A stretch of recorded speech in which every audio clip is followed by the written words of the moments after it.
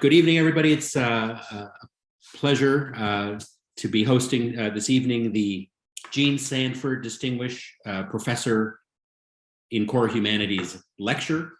And in just a moment, we'll be hearing from Professor Jason Ludden, who I'll introduce. Just a quick note about the format for this evening's event. I'll give, as I just mentioned, a brief introduction of Professor Ludden, after which Professor Ludden will deliver his talk this evening.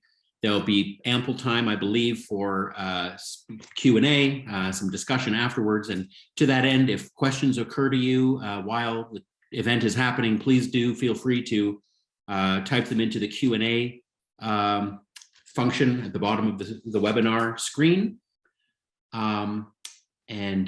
That should be pretty self-explanatory. So my name is David Rondell. I should have begun with that. I'm the interim director of the Core Humanities program in the College of Liberal Arts at the University of Nevada, Reno.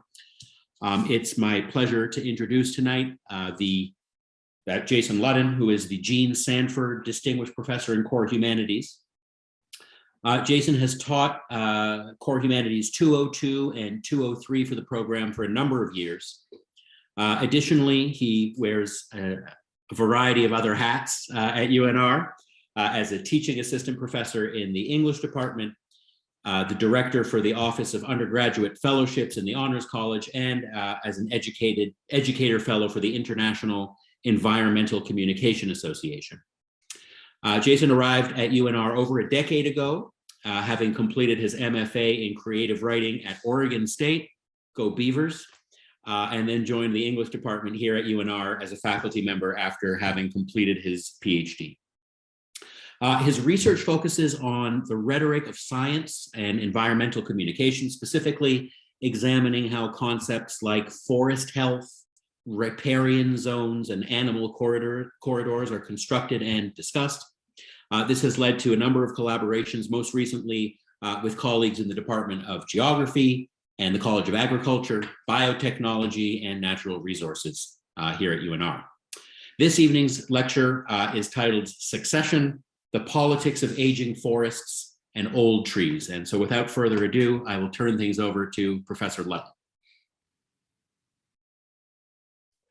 Thanks so much, David, and Corey Mays and Breton and everyone for putting this together during a very, very busy term.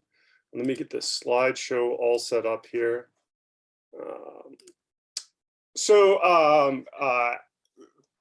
Welcome all. Thanks for coming today. I am in the English department, but I'm really a forester at heart. So this talk's going to kind of talk about the intersection of forests and rhetoric and what rhetoricians can learn from forests or society more general, and how rhetoricians can help forests. So the title is Succession and the Politics of Aging Forests and Old Trees.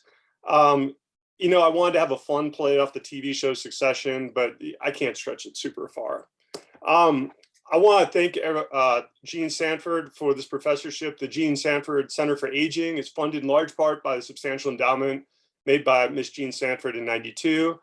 The express purpose of the endowment is to, teach and publicize ways to improve quality of life, especially for older adults. And part of this talk is to think through like what we can learn from trees, how trees age, trees in relationship, the aging of forests, and how succession actually works in forests.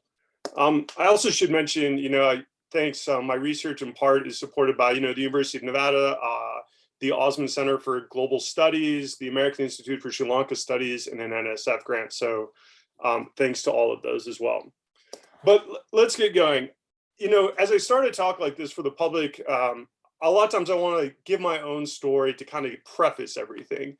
I grew up not far from this place, Owen Park, and we'll come back to it. Owen Park is in Madison, Wisconsin. It's on a hillside. It was a farm by, hilariously, an English professor named Owen. Looking out his office window in South Hall on Bascom Hill in Madison, he saw this beautiful hillside and bought it for him and his family, and they moved out there and farmed it. And when he passed away, he gifted this couple 100-acre preserve to the city, and it's protected as a park in the middle of suburbs and houses and developments and schools. And I grew up walking there and skiing there in the summer. And it really informed a lot of my ideas on how I think about trees, how I think about people's relationships to trees. And I really, I think understanding what a forest actually is and thinking about, what our conceptions of a forest are is really important if we're going to be thinking about the politics of forests and what we can learn from them. So in the next few slides, I picked some of my favorite forests that I kind of wanted to talk about a little bit, to think about like how they function from an ecological standpoint. My background is in forestry, what I did my undergrad in, and I did that in practice for a little bit. And then how we can think about that rhetorically going forward into the future. So, one of my favorite forests that I've never gotten to experience is, or I should also mention, I've been in this Truckee Meadows for many years, so I'm also informed by that. I've been here for over a decade. On the right, you can see the incline from Galena, where they brought the trees down to be milled in Galena from Tahoe. And then on the bottom right, you can see Virginia City, which is all built up by those trees. So I grew up in Owen Park in these Midwest forests, but I've been informed by the Sierras and the forests of the Cascades as well. One of my favorite forests that I never got to see, obviously, is the American chestnut forest. This is not a picture of the redwoods. This is the American chestnut trees that all died out due to disease that was brought over by European settlers. We don't have these forests anymore. They've all been taken away, all been either cut down or the trees have died off. There's discussion about genetically engineering American chestnuts to be disease resistant so we could start that forest again. But, there's lots of issues about releasing a genetically modified organism like that to recreate these forests. But, these forests disappeared because of human interaction, right? They're gone because of the spread of humans, sixth extinction and all of that fun jazz. Growing up in Wisconsin, I got to experience the eastern hemlock. The eastern hemlock is an amazing tree, and you can see the little sapling here. They grow in very dark environments. They don't need a lot of light, and they grow very, very slowly. That little sapling might be 10 years old, 15 years old, and they can just hold like that against the ground. Because this amazing things happens with hemlocks. When that eastern hemlock tree falls over, like the log you see here in this picture, it creates a fertile ground for the seeds that it dropped beforehand, or the seeds that are being dropped by the trees overhead to grow in. It has the right kind of nutrients in there. It has already prepared the soil for the trees by changing the biochemistry of the soil with its needles. And it can hold more nutrients and reallocate those to the next generation of trees. So these trees will sit there on the ground and let the older trees grow overhead, get shaded out, grow very slowly, and then one of them falls over. The next generation will immediately spring up. They might be 50-year-old saplings and then shadow over these little guys, which will hold there and grow over, years, if not decades, before the next tree will fall down and it will take that light and shoot up again. The trees really prepare for the next generation, almost like give themselves over to it. You all might be more familiar with redwoods doing this. If you've ever been in a redwood stand, you would recognize that redwoods often grow in rings. And that's not by accident. That's when a mother tree dies and falls over. The stump that is left there by that tree becomes the fertile ground that the seeds will fall into and grow into and then grow from in the future, taking the nutrients that had been stored by the mother tree that is now dead and then turning them into the new trees being grown. And if you go into really old forests, you can map the rings going out between generations where 5,000 years ago, the mother tree fell, we got a ring, then those trees fell, and now we have a bigger ring even outside of that. So the trees really create the environment. They control the moisture to allow them to grow. They create the soil that's necessary. Nowhere is that more obvious than a place that I love, which is the Menominee Reservation in northern Wisconsin. There is no forest in the world like the Menominee Reservation. People come from all around the globe to understand how they're doing forestry up there. Maybe there's some places in Michigan like this, but no one does it as well as the Menominee tribe. So in this picture, it's kind of hard to tell, but those are white pine. Those are huge, massive, hundreds of year old white pine. There's not many of them left in the Midwest. We cut most of them down during the Great Timber Baron Raid of the Northern Plains. But the Menominee Reservation has been able to keep theirs intact. And underneath it, dwarfed by these massive 100-year-old trees, are oak saplings growing up. You're getting natural regeneration of oak trees under these beautiful white pine trees. I mean, these white pine, it's hard to put them in context. They are multiple feet across, 4, 5, 6 feet across like a redwood. And if they do cut them down, which they do every once in a while, they hit the ground with such speed and ferocity that they literally explode into pieces. But this is to point out that the forest is changing over time. These white pine are growing up and creating an environment for the oak to grow into. And then the white pine will fall down, and then the oak will take over. And then the forest itself will change and become something new. So you might ask yourself, what does an English professor have to do with trees? How do I fit into all of this? I'm talking a lot about ecology and everything, but where do I come in? Well, trees don't live in the abstract. Trees live now within this human-built environment. I mean, the chestnut tree is a great example of that, or even the, keeping those white pine. That was the one that we missed, the longleaf pine. The longleaf pine is amazing. It is a pine that will hold on the ground forever for 5, 6 years as a little bush. Then at 5 or 6 years old, it will shoot up 2 feet off the ground into this little bushy head, getting above the fires. But as I said, all of these trees are living within this human environment now. Longleaf pines need fire to be able to survive and outcompete things. Those white pines need to be protected and grown and allowed to mature. The chestnut trees were wiped out by disease. Hemlocks need to be left undisturbed. We're all interested in forests and protecting forests. And there's a special issue of Science in 2015, which talked about forest health. We all talk about the need to have healthy forests. This was a big initiative under Clinton and then later Bush. And the argument that the scientists make is that, yes, we all talk about forest health, but what do we really mean when we mean forest health?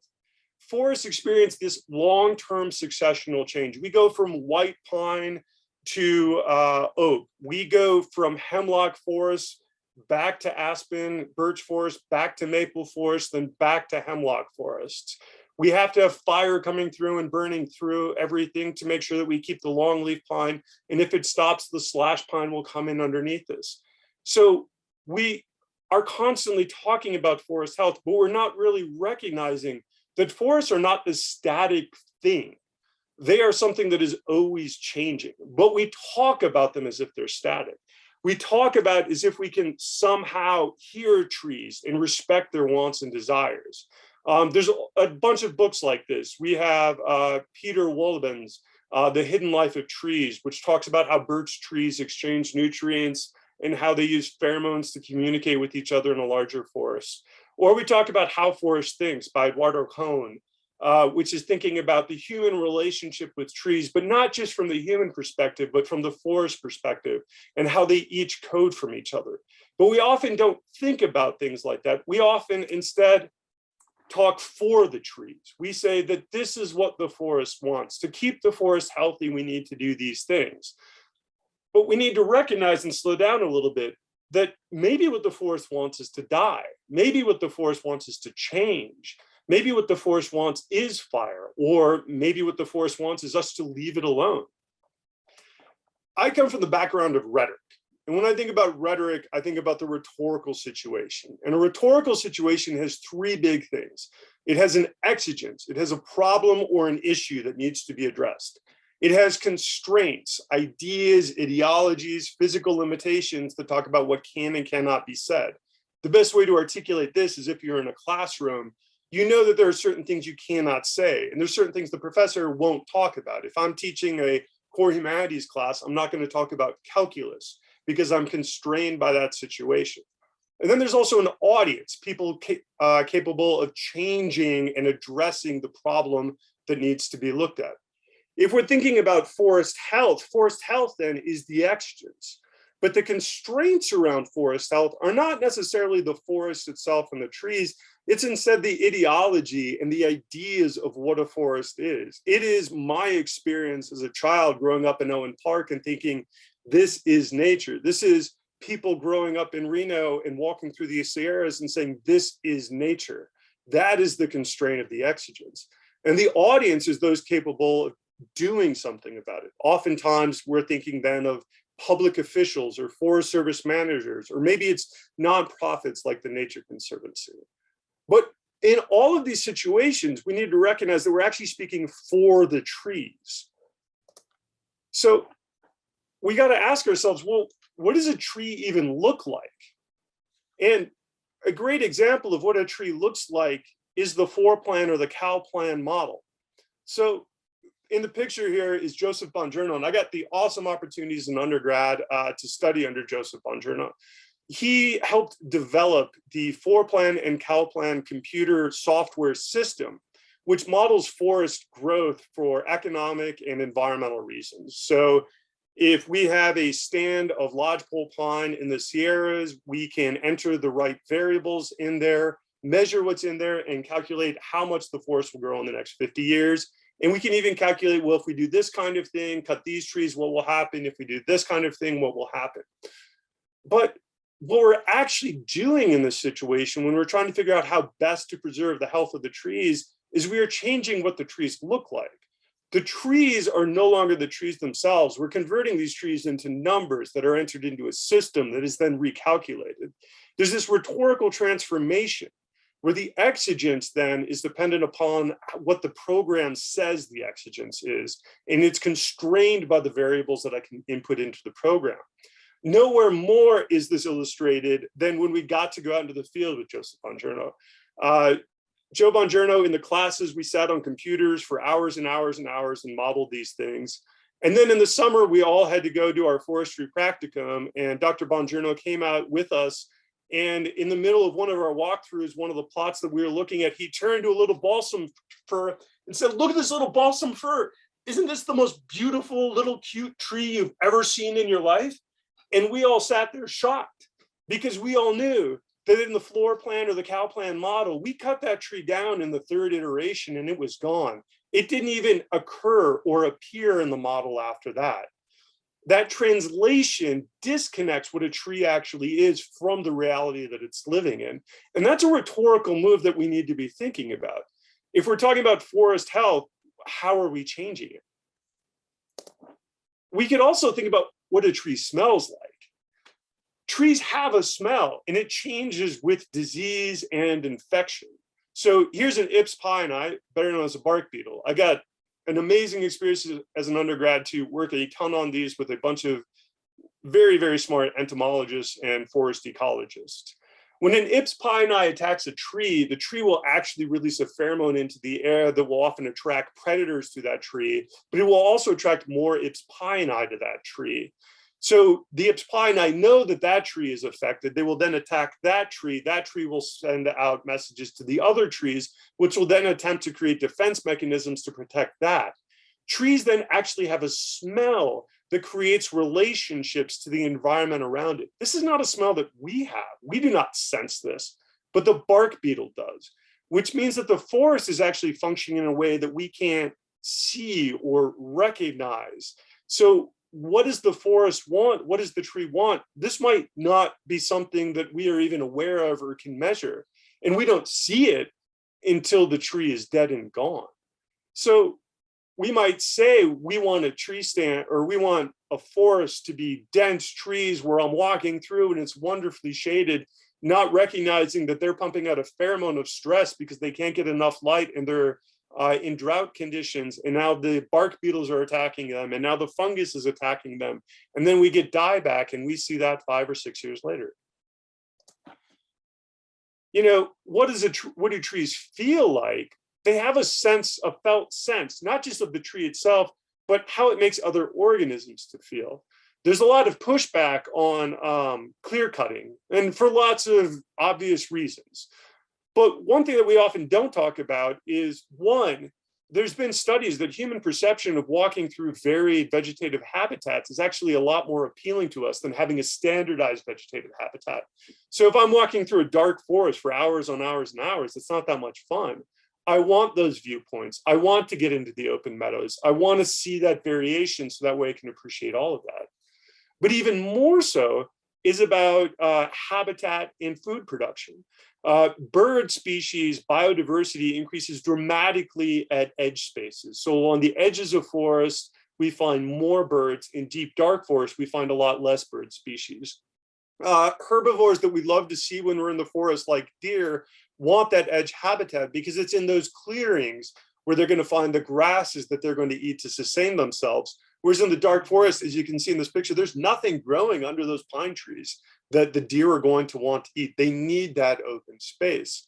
So this forest actually creates a feeling. The trees actually create a sense for the different animals that we might not always be aware of. If I come to look at this forest from my own personal perspective to say, well, this is a forest that, is under attack from humans, the deer and the birds might feel very differently about this space, but we don't have that because we are the ones always speaking for the trees. And I guess I've now been told I'm the elephant guy on campus. Forests actually end up sounding like something, and I won't end a talk without talking about elephants right now. Elephants reconstruct forests around them to make themselves quiet and to make them available to avoid humans. They create highways through the forest, under the brush, where they can walk on these massively padded feet where there's barely a sound as they're moving through. So forests then become sounding very, very quiet and have this effect of shielding them from humans. The best example I can give of this is when elephants are living in certain national parks in Sri Lanka, they are constantly under the surveillance of tourists going to see them or scientists. So they've learned to maneuver their way around the forest, through the forest silently to avoid interactions with the tourists, to avoid interactions with the scientists. So the forest actually has this whole other meaning to it. Whoops, this is, sorry about that. This is all to point out that forests have lots of different uses, lots of different ways they can be approached, lots of different meanings they can have, but way too often we're blind to that. And that blindness can actually restructure, whole economic relationships between us and the land and other people. Nowhere is that more obvious. Let's see. Than not with elephants or the edge effect. But in this place, Boel. What do forests do? Boel, I'm not gonna lie, I've looked up this word as much as I can. I've looked up it in French, I've tried to find it in Pular, I've tried to find it in Malenke and Susu. I don't know where this word comes from, and I don't know where to spell. All I know is how it is circulated in Guinea, West Africa, where I did Peace Corps. Boel is a word that refers to land that is so degraded that it is all the way down to the bedrock. So in this picture, you can see in the foreground where the bedrock is actually showing through the soil. I remember being there and doing agroforestry to help people plant more trees, increase crop production, and stop the spread of Boel. And I remember being in a taxi where a Ghanaian turned to me and said, "Do you all have Boel in America?" And I chuckled and said, "No, we do not have Boel in America. We have not degraded it so far down." Little did I know, at the exact same time which I was creating economic relations to stop the spread of Boel and to get people stop degrading the land, there was a professor, Professor Fairhead from England, was doing research in a different area of the country to understand the historical nature of landscape patterns and ecologies in Guinea and West Africa. And instead of focusing on Boel, he focused on forest. And what he discovered is that Boel is not made by humans. Forests in much of Guinea are actually made by humans, that it is forests that people actually planted and protected and nurtured and created.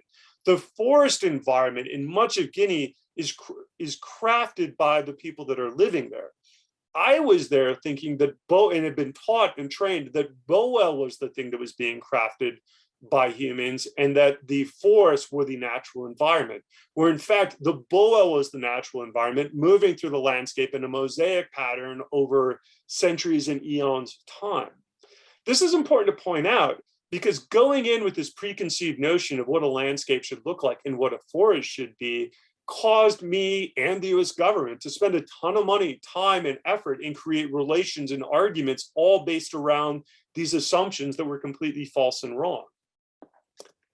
This kind of gets at this idea from rhetoric of stasis, okay? So stasis is this idea that, well, I mean, it's Aristotelian, though I'm pulling from Banny Stock and Secor when I do my 5 values, that all arguments come to rest or stasis on a specific level. We're either arguing about facts, is something true or not? We are arguing about definition, what something is. This is a forest, this is not a forest. We are arguing about cause and effect.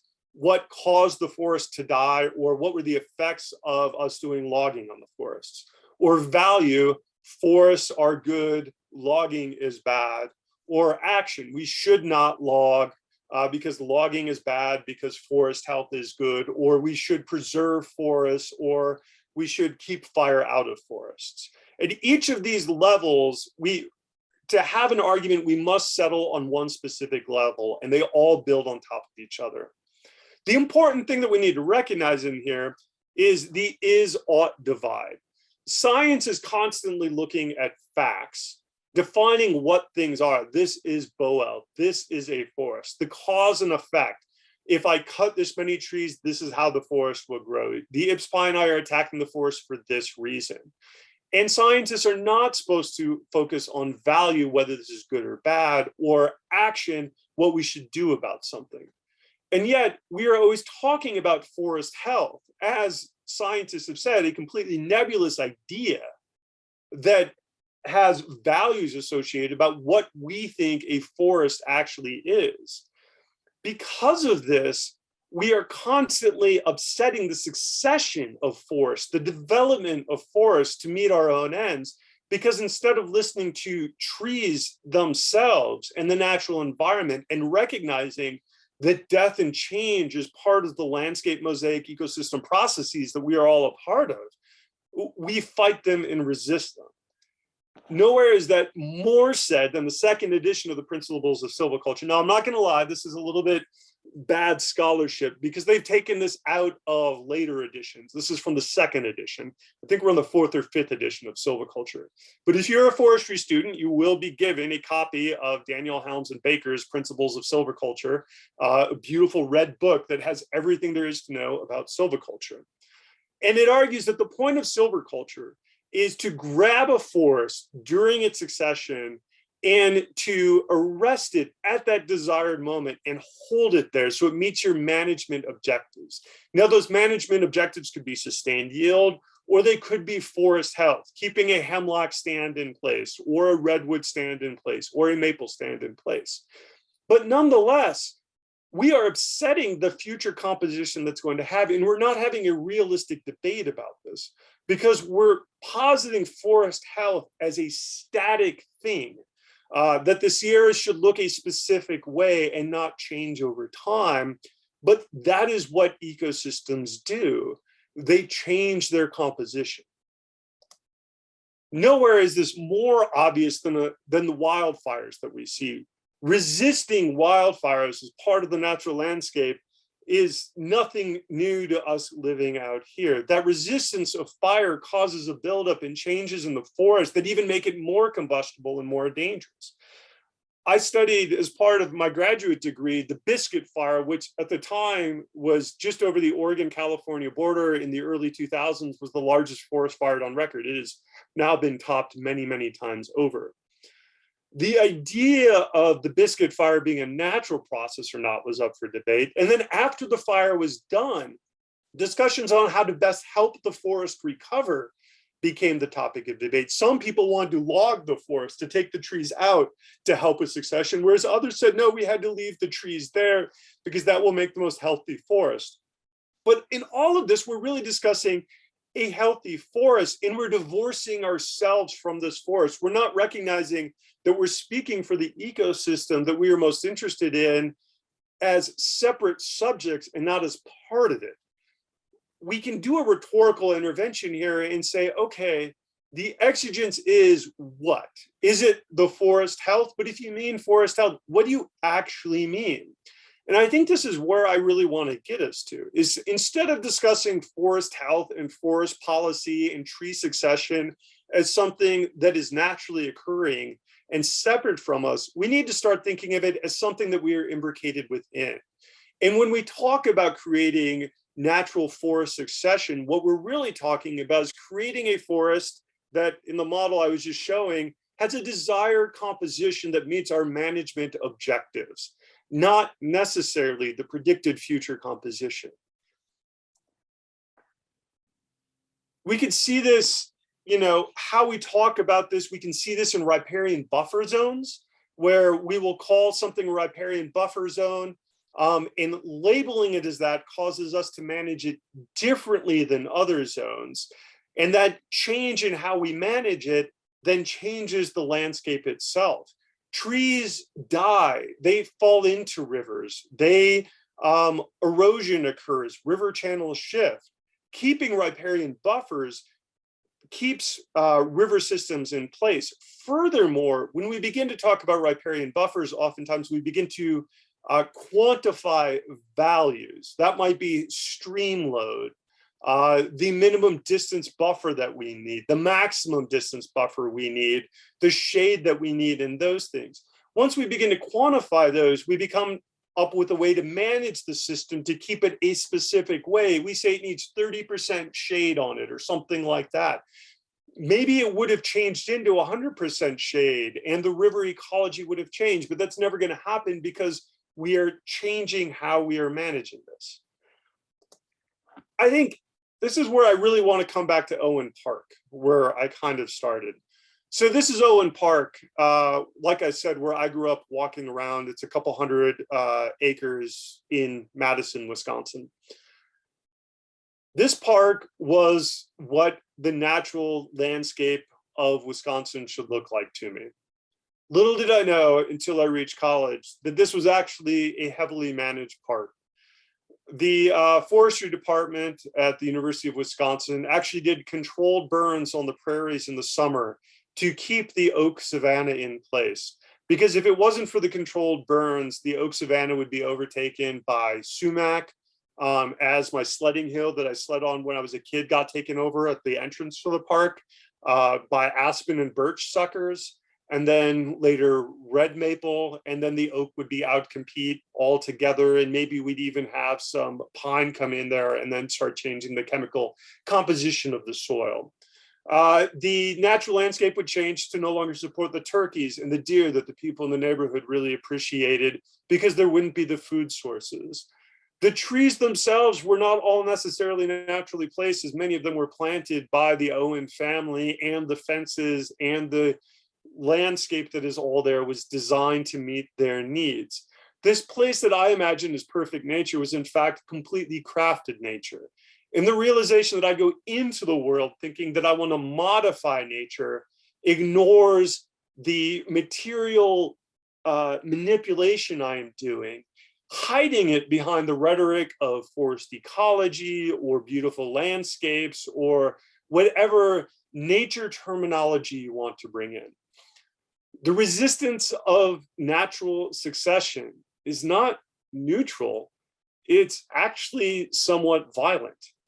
We need to recognize that violence and expose it in our rhetoric instead of allowing it to hide as specifically technical discourse, because as even science admits, it's not fully that technical. And with that, I know I've been talking a lot about a bunch of different forest ecosystems. I'd like to thank you all for your time today on this wonderful Thursday evening, now that it's cool out again, and I would love to take some of your questions.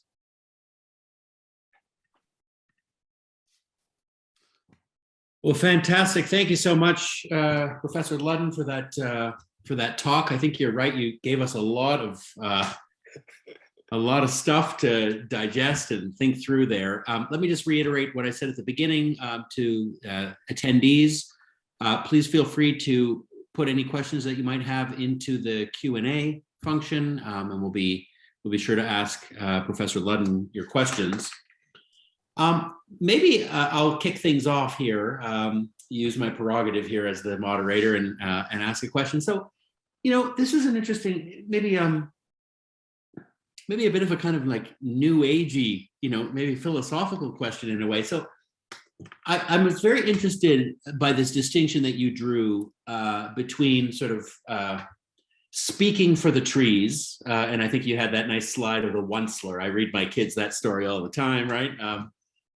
As opposed to sort of acting and behaving or proceeding from the point of view of the trees themselves, or from the interest or vantage point of the trees themselves. And I guess my mind went to sort of this kind of question about what or how you maybe see tree life, or trees are alive, of course, no one disputes that, but do you see trees as having agency, as having like consciousness? Is there something it's like to be a tree? Is a tree in possession of like inward subjectivity? Does it have feelings or like desire? So maybe some of that sounds a bit kind of weird and a bit new agey, but I wonder if you might be willing to kind of riff on that a little bit, because I thought that distinction between speaking for the trees as opposed to like actually behaving sort of in line with their own wants made me think of that distinction. I mean, so maybe another way to put the question is to ask,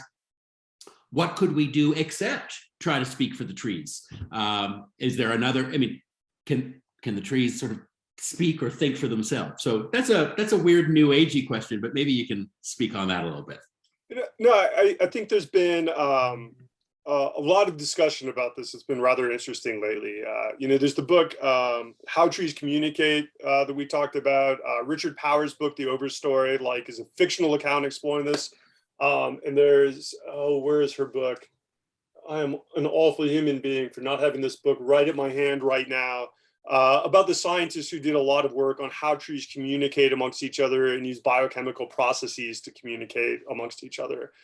I'll give my easiest answer, which is I do think trees communicate their desire and wants. And, I could look in my front yard to see that well enough. My driveway is in the way of our pine tree. It does not want that driveway there. It is cracking that driveway panel in half with its root structure. It is making it very clear what it desires. And they would make it a lot healthier if that wasn't there. Instead, we will cut out that root to save that, and we will pretend like, well, the tree is going to be fine, but really we're ignoring the tree's wants and desires. It wants these things. Now, I think the more philosophical answer to your question is pulling from Bruno Latour's work that I use a lot, which is pointing out that anytime we say that we are speaking for something else, it is a political thing that we are doing. We are removing the agency from the thing itself and using it to meet our own political ends. I think trees have the ability, have wants and desires as all living organisms do. And I don't think we respect those very much. They want light, they want protection, they want those things, and we often ignore them or quantify them. I think the bigger point to be made here is that when I say what a tree wants or what a forest wants or how to make a forest more healthy, if I think back to Latour, that translation, I need to recognize the politics that I'm putting forward. I am not speaking for the trees. I'm speaking for myself and manipulating the tree to meet my own ends. Being more forthright with that and admitting that from the get-go is a way, I think, to allow trees to exist in and of themselves, to have a discussion about trees then and about forests and not on behalf of. So a way we could be better about, so Brandon, your question there, a way we could be better about speaking for them, I think is, reiterating that. Acknowledging when our desire is affecting the translation. I love me a wonderful sugar maple forest with sedge grasses underneath and all of that fun jazz going on.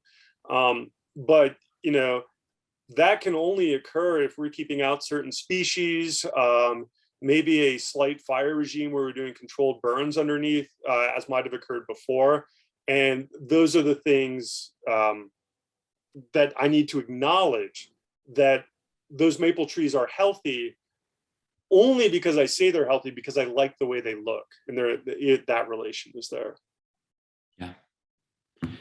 Yeah, that's great. So we have another question. I think you answered Brandon's question live there, but we have another question from Chris Stansel, who asks, how do you think the use of the word nature, or at least the typical understanding, separate from human interference, sort of untouched nature, right, uninterfered with by the human hand, how does that reinforce this idea of maintaining a stable environment and forest management? So maybe the nub of it, what understanding of nature should we use to help society understand how to best interpret our relationship with nature, which is to say, how to avoid a prescriptive, human-centric view of the world? Yeah, that's a good question. Well, I don't know if we, to be honest, basing off of Latour, some of the work I've done on the Anthropocene and other things, I don't know if we necessarily can do that. I don't think we are separate from nature. I think the great Baconian myth, as I teach in my classes, is that we are separate from nature. We are a part of it. There's nowhere on this planet that it is not the way it is because we want it that way.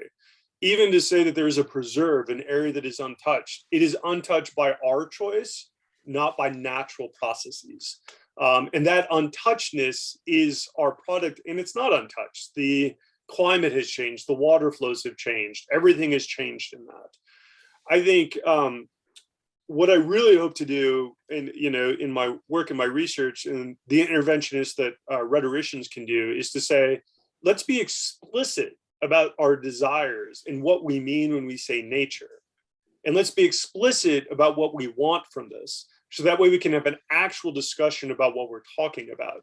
Because when we use the word nature, a lot of times it's like forest health. It's a God term that we can wave all over. Well, it's natural that way. It's nature, it was meant to be that way. We live, I could go on and on about the Truckee River watershed in our forest here. But even the redwoods are the product of human production at this point. Yeah, no, that's right. I mean, that makes me think a little bit of about the sort of fact value distinction that you drew at one point in your talk, and I guess I wonder this. I mean, is the ideal of healthy forests? I mean, is that, we obviously get a lot from trees and forests. We get clean air. They support biodiversity. I think trees probably have a pretty therapeutic function for a lot of people. Yes. People like to walk in the woods. It relieves anxiety and various sorts of things. I mean, we benefit immensely from these trees. But is it your view as well that trees and forests have a kind of intrinsic value unto themselves, quite independent of how humans benefit from them? This is what philosophers call deep ecology, right? Is that the view that follows from sort of recognizing that humans are indeed part of nature as opposed to separate actors upon it? Yeah, I mean, I think going back to that Boel example, right, of the antithesis of trees, right, like bedrock, that wants to exist. It is part of the natural landscape. It appears because that's the way things work within that ecosystem. To fight against it is, somewhat foolhardy, creates value judgments that are not merited about people's land use practices, and it's just wasted resources.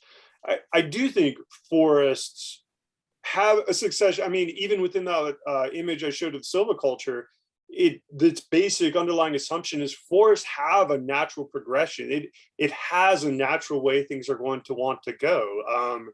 The birch will grow and die, and the maple will grow up underneath, and they will shade out the hemlock, and then the hemlock will take over and change the soil, and then we'll have other things, and oak coming in. That is going to occur whether we do anything or not. I mean, we can grant it agency. Yes, I think we can. Recognizing that anything that we do within that adjusts it is really completely human-centered and removes the agency from the ecosystem itself, and is going to have ripple effects. If working with elephants, if you take land out of forest into agricultural production, it's not just that the forest desires are left, it's that the animals that were there redistribute. The chemicals used in the ecosystem now affect the river ecology and algal blooms. All of these things ripple out. So there is like an agency, or to pun off what I was talking about before, a stasis or balance that exists within nature. Anything we do beyond its natural progression to change it, we are either part of that stasis or we are antithetical to that stasis. Pretending like we have no role in it, I think, is where the problem comes. I think I got a little bit far from your question there, but I think I brought it back around. No, absolutely, absolutely. Thank you for that answer. And just a reminder to the attendees, if there are further questions, please do type those into the Q&A. I wonder if I could maybe ask you like a sort of practical boots on the ground kind of question, Jason. And that's was very interesting to hear about the silviculture textbook that every young forestry student, it's a rite of passage and has to go through it. You said at a moment when you were describing it, and that's interesting to learn about, but you said that there's some bad scholarship. I am doing bad scholarship. I am taking a earlier edition image, an image that was in the earlier edition, which I would argue is still an underlying assumption of how we think about silviculture. But that image isn't in the current issues. So to critique a contemporary forestry student using that image is disingenuous. But I think I like using that image because it illustrates the underlying assumption that silviculture is the interruption of the natural progression of an ecosystem to meet our own ends. I see. Okay. So I guess maybe my question on that front might be, if you could if you could augment or modify kind of one, core element of forestry education in the United States from this, even the most up to date silviculture, what might be a kind of practical curriculum change that you might recommend? I really see this with the biscuit fire. I see this with my work in Sri Lanka, and I can definitely see this with Owen Park. It's that if we're doing forestry practices as humans are separate from the forest, and then we aren't actually managing the forest, and we aren't managing the community. The communities that live in and around forests are the forest as well. So forestry policy, forestry practices must involve the inclusion of the ideas and values of the communities in and around. I think from the question in the comment there about rhetorical studies, recognizing that forestry health is an exigence, is an issue that must be resolved, and it must be defined by an audience. My argument is that audience needs to include the communities that are around it, not just the technical aspect. That the values that are hidden in the word forestry health are often technicalized or made into technical arguments, and they shouldn't be. I think if we go back to the beginning of forestry practices and Gifford Pinchot and what he imagined was training college students in the Germanic forestry tradition to go into communities and walk through the woods and manage those woods and forests in unison with the community's values.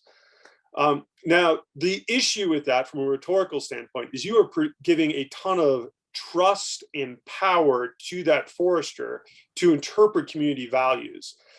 Over the last, what was that? That was 1913-ish, last 100-something years, we have institutionalized laws that codify how forestry is practiced, but oftentimes that can alienate the communities that are most affected. So forestry health then becomes a technical term that is legislated at the highest level and excludes community involvement. There's lots of interesting studies by like Greg Walker about what happens when the community is brought in and we ignore the legal precedents that are bought and we get better forestry practices. So creating a rhetorical situation for the community to be involved in silvicultural practices is an exigence, and the audience at the same time. Very interesting. Yeah, thank you. I wonder, maybe I could ask another kind of philosophical-ish question. So, there's the phrase "old forest" is in your title, and I wonder, maybe sort of a kind of factual question: what is it definitionally? What does it take for a forest to be old? And maybe a corollary to that is to wonder about the sort of maybe almost ethical significance of age when it comes to forests. So, it wasn't too long ago, my family and I, we visited Muir Woods, just near San Francisco. And, the guide there sort of mentioned, this tree over here is about 1,000 years old. And I just personally, I'm a big city kind of person, but, I just find that scale of time kind of very moving. I mean, this tree is like already hundreds of years old when Shakespeare is writing Hamlet. This is a living thing that is 1,000 years old. It's kind of extraordinary to think about it. It almost shrinks our own little lives and worries and anxieties and so on. It's kind of very therapeutic and magisterial to be in the presence of these amazing living things. But I guess my question is, so yeah, first of all, what does it take for a forest to qualify as old? And secondly, do you think that there is some additional kind of ethical significance that's bound up with just the sheer age? I mean, if a living thing gets to be 1,000 years old, that on its own makes it, deserving of a kind of special consideration that maybe otherwise it wouldn't be entitled to.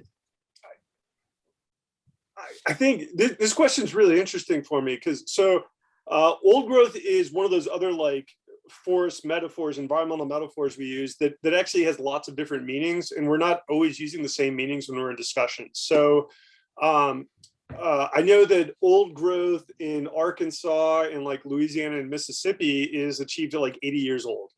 And actually can be achieved at 30 years old with lots of fertilizer, because that's when you're going to get old growth species like red cockaded woodpeckers living there.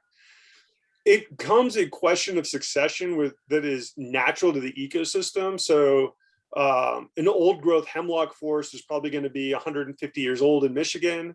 And in Oregon, it might be a couple hundred years old to get there. A red cedar old growth there is going to be a couple hundred years old, because that's when you're going to get the balance of stasis that we're going to say this is successionally, ecologically at this moment of stasis, where only these kind of systems only occur once it's reached this age of maturity. So old growth is often something that is flexible and fudgeable depending on who's talking about it. And it's not always clearly defined. I might walk into a beautiful Doug fir stand in Oregon and say, this is old growth, but it might not be. And I might walk into another stand and think it's not old growth where it actually is. And I think you actually illustrated the point that I'm trying to make really well. That idea of old growth has an ethical value associated with it that is actually driving the conversation forward. And the fact that we're not recognizing that that's actually what we're talking about, and instead we try to quantify what we mean by old growth, either through it sustains this kind of diversity, it sustains this kind of system, it has reached this kind of thing, that becomes a quantification that ignores the value that you were associated with it, right? I would guess that if you walk through a yellow pine forest at 30 years old, you would say, this is not old growth. This is a jumbled mess of trees. But calling it old growth creates different effects. So yeah, I think we need to parse, this comes that direct rhetorical question. Instead of talking about it as some abstract term, to say, when I say old growth, I mean really big trees. And if I'm in Oregon, owls. I mean really big 1,000+ year old redwoods that I can't see the top of. And let's have a conversation about the value of that, because it does have value. We put value on it. We just hide it in these terms. Yeah, that's fascinating. Thank you for that. We are, I guess, slowly running out of time. Maybe I'll sort of ask one more, if that's all right, before we stop. So I wonder, for those of us who live in the American West, Professor Ludden and I, we both live in Reno, and one of the most salient experiences, I guess, sort of throughout the calendar year is that, particularly lately, it's just a devastating fire season. It's been starting earlier lately and kind of finishing later. And there's a lot of forests that have been burning, that do burn in California in particular, but around Nevada and elsewhere. I mean, you walk out of your house here in Reno, and the smell of smoke is thick and powerful.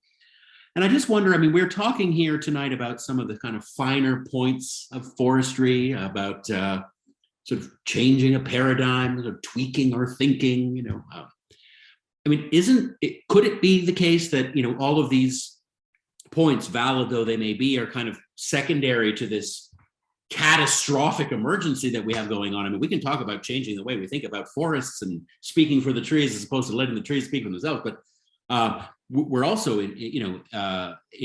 having to deal with these just devastating fire seasons.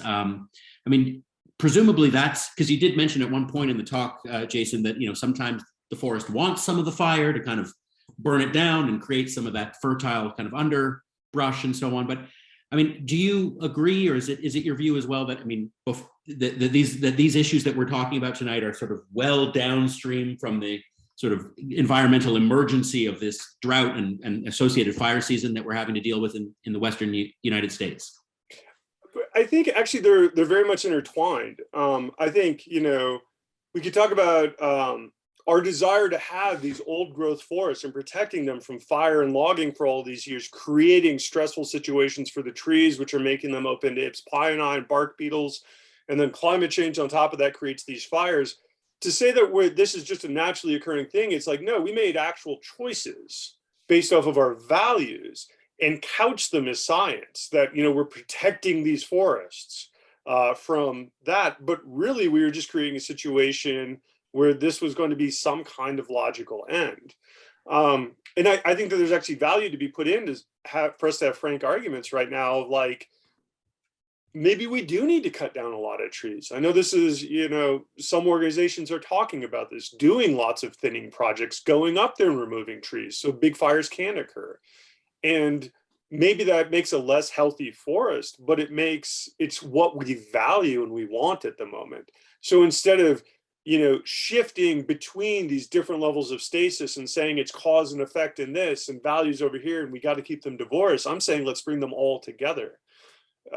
No more is this true than the recognition that, and I say this to my students when we talk about ecosystems and everything, the fact the paradise burned is just insane, that a fire in the contemporary moment can go through a town or a city where there is literally no fuel for the fire.